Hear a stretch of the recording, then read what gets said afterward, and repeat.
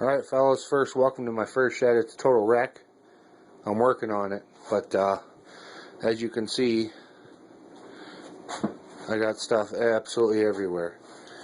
Traps, peat moss, all my lures, all my stuff, my cable. That's a work in progress. Got some traps to grease in. Anyways, here are the 3 traps that I use for coyotes and my point on the size differences. So that's the MB550 right there, 2-coiled.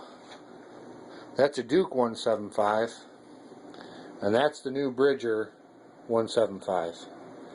Now I'm going to show you with a dowel rod what I mean by the difference. You can see how the square jaws are. I have a dowel rod right here. If you measure that up, you can see about where that dowel rod fits on that trap. And then you compare it to the MB, it's about the same to right here. The Duke, again, about the same. Where the difference comes in is the diameter, the width of the trap. If you look here, see how much smaller that is? Now compare that to the MB, my hand would fit all the way across that trap.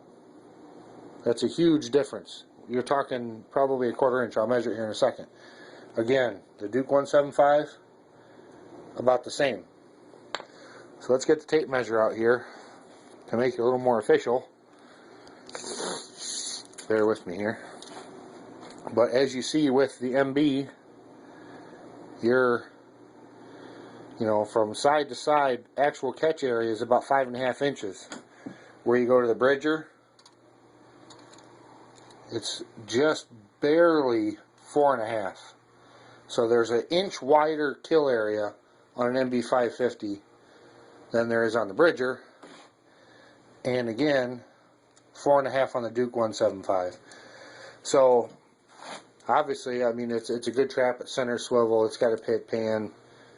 I still think it's a good trap, but comparing it to the MB, if you look at them side by side, obviously, it doesn't take much brain surgery to figure out that the kill area on the MB here is going to be much, much larger because of the way the jaws are configured right here and the width of the trap from side to side.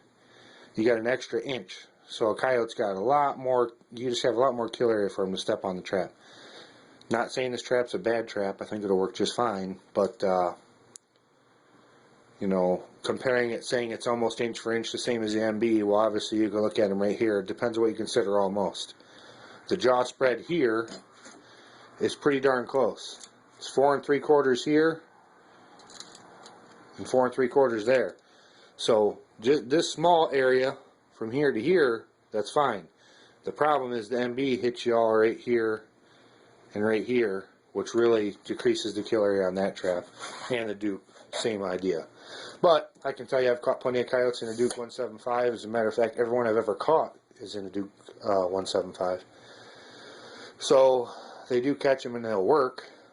So I'm sure this trap will work and it'll probably be better. It's a better trap. It's got better swivels, better chain, better wires, better jaws. I mean, the whole trap's better.